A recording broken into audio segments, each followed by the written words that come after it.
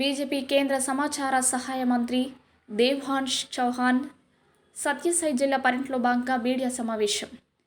శ్రీ సత్యసాయి జిల్లా 2 రోజుల పర్యటనలో భాగంగా కేంద్ర మంత్రి దేవాంశ్ చౌహాన్ సాయి ఆరామంలో మీడియా సమావేశం నిర్వహించి కేంద్ర ప్రభుత్వం చేసిన పనులను గ్రామ స్థాయిలో ప్రజలకి తెలియజేస్తున్నామని, అలాగే కేంద్రం నుండి వచ్చే నిధులను మండల స్థాయి నుండి గ్రామ స్థాయి వరకు తీసుకెళ్తామని స్థానిక బీజేపీ నాయకులతో కలిసి మీడియా సమావేశంలో తెలియజేశారు.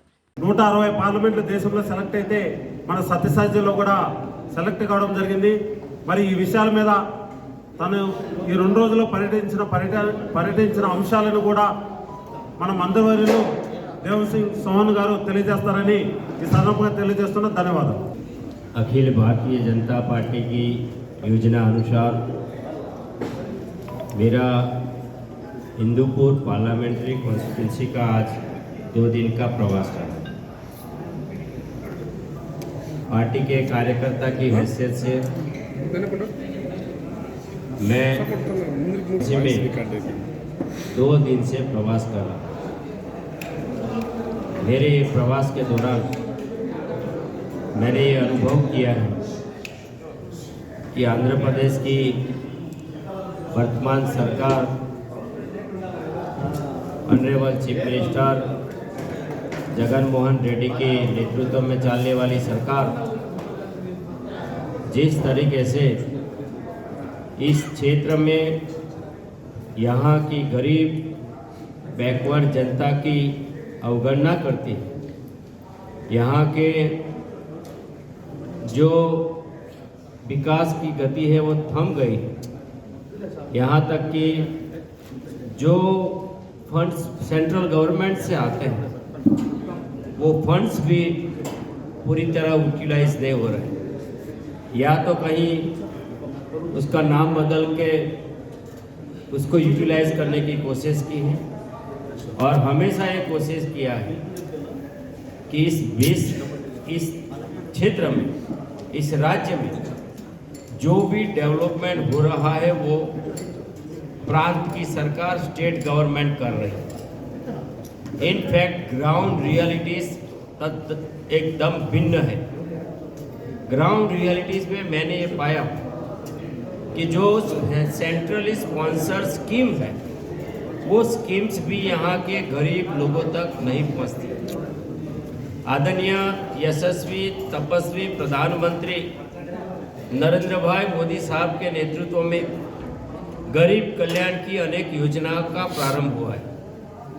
गरीब के जीवन में परिवर्तन आए, इसके लिए उन्होंने इन गरीबों को पक्का घर मिले, इन गरीबों के घर उज्ज्वला योजना पहुँचे, उस गरीबों के घर बिजली पहुँचे, हर घर नल पहुँचे, उन गरीब के जीवन में आयुष्मान भारत कार्ड हो जो हर परिवार को 5 लाख रुपीस का आरोग्य सुरक्षित बीमा प्रदान करता है।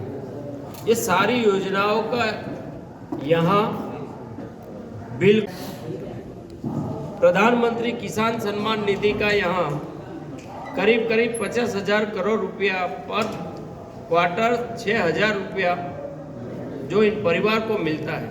करीब 1 करोड़ जनता जो आंध्र प्रदेश की है वो गरीब को प्रधानमंत्री अन्न योजना के तहत फ्री में राशन मिलता है।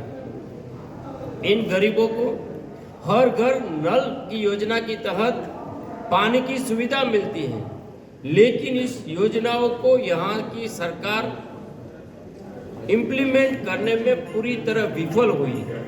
या तो उन्होंने योजनाओं का नाम बदल के कहीं न कहीं कोशिश की।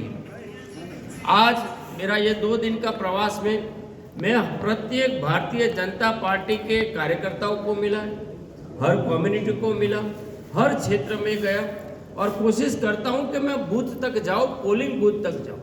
और पोलिंग बूथ तक जाने के बाद भी मुझे पता चला है कि यहाँ प्रधानमंत्री आवास योजना का जो इस सरकार ने काम करना था, चुनाव के पहले इस मैनिफेस्टो में इस सरकार ने वादा किया था कि हम प्रधानमंत्री आवास योजना की तरह ही हम पक्का आवास देंगे, लेकिन आदरणीय प्रधानमंत्री की योजना को जहां लागू किया है वहाँ करीब 1,80,000 रुपया का किस्त उन गरीबों को मिला है।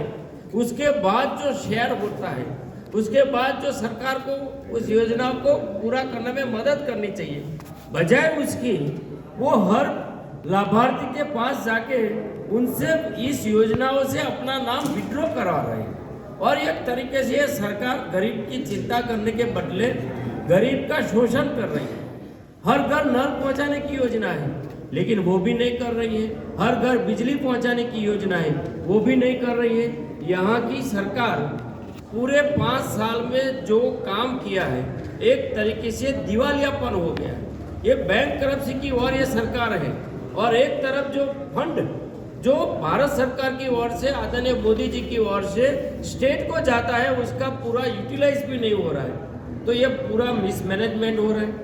कारण यही है कि ये जो सरकार है वो फैमिली सेंट्रिक चलती है, वो परिवार के लिए काम करती है, या परिवार के साथ जो अपने कुछ जो लाभार्थी है जिनको ये पैसा देते हैं, जो पैसा फंड देते हैं, उनके लिए काम करती है।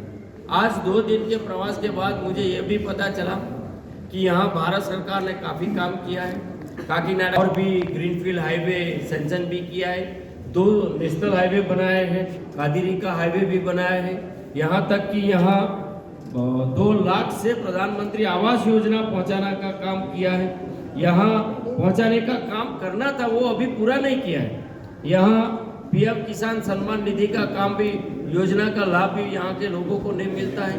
एक तरीके से जो पीएमवाई योजना का काम करना था 30 लाख लोगों का, वो उनने पूरा नहीं किया है और गरीब तक पहुंचता नहीं है। या तो यहाँ उन्होंने हर विलेज लेटर्स को सैलरी सरकार देती है और वो पार्टी का काम करते हैं, और वो वॉलंटियर्स या तो नीचे गरीब लोगों को डराता है, धमकाता है, या उनके पास अगर कोई ये योजना सीधी जो पहुंचती है, आवास की हो, गरीब के पास राशन हो, बिजली हो, जल है, ये सब के लिए ये लोग बाधा डालते हैं। या तो ये लोग ये इंसिस्ट करते हैं कि ये योजना हमारी सरकार दे रही है। एक तरीके से वो प्रचार प्रसार का काम कर रहे हैं, सरकारी पैसे से कर रहे हैं। ऐसे वॉलंटियर्स की जो समस्या है, वो वॉलंटियर्स का जो यहाँ की जनता के प्रति व्यवहार है, ये बहुत बड़ी समस्या है। वॉलंटियर्स या तो डराते हैं, धमकाते हैं। ये सब देखने के बाद मुझे ऐसा लगता है कि यहाँ एक तरीके से पूरा राज्य में अराजकता चला है, अर्थव्यवस्था भी ठप है, और राजनीतिक व्यवस्थाओं ऐसी बनी है कि वो सरकार जब कोई आवाज़ उठाता है, गरीब है, कोई कम्युनिटी है, तब उसको दबाया जाता है, उसको डराया जाता है, कार्यकर्ताओं को डराया धमकाया जाता है। मुझे ऐसा लगता है कि जब कोई हारने आता है, जब निराश होता है, तब ये व्यवहार करता है। यहाँ की चीफ मिनिस्टर की ये हताशा, निराशा है, जो यहाँ के जो पॉलिटिकल पार्टी के कार्यकर्ता है, विशेष तौर पे जो हमारे भारतीय जनता पार्टी के कार्यकर्ता है, उनको डराने का, धमकाने का काम बंद करें। आज मैं इस प्रेस माध्यम से उनको भी बताना चाहता हूँ कि आपका और हमारा जिम्मेदारी है कि गरीब का काम करें, गरीब के जीवन में परिवर्तन आए। जो योजनाएं भारत सरकार बनाती है, जो योजना भारत सरकार की है, उसका हेल्प लेके आपको इन गरीबों का कल्याण करना चाहिए। गरीब तक ये कल्याणकारी योजना पहुंचाते हैं या तो अपने नाम से चलाते हैं, ये काम बंद करें। और आने वाले समय में मुझे जिस तरीके से यहाँ का संगठन मैंने देखा है, संगठन के कार्यकर्ता, हमारे ऑफिस बेरर, हमारे स्टेट का यूनिट, इन सब की सक्रियता देख के मुझे पूर्ण भरोसा है, ये संपूर्ण विश्वास है कि आने वाले पार्लियामेंट के इलेक्शन में हिंदूपुर लोकसभा बड़े मार्जिन के साथ भारतीय जनता पार्टी जीत रही है, और ये हम जीत के दिखाएंगे। आप सबका बहुत बहुत आभार। మీడియా మిత్రులందరికీ ధన్యవాదాలు తెలియజేస్తున్నాం. మరి ఇప్పుడు ఈ సందర్భంగా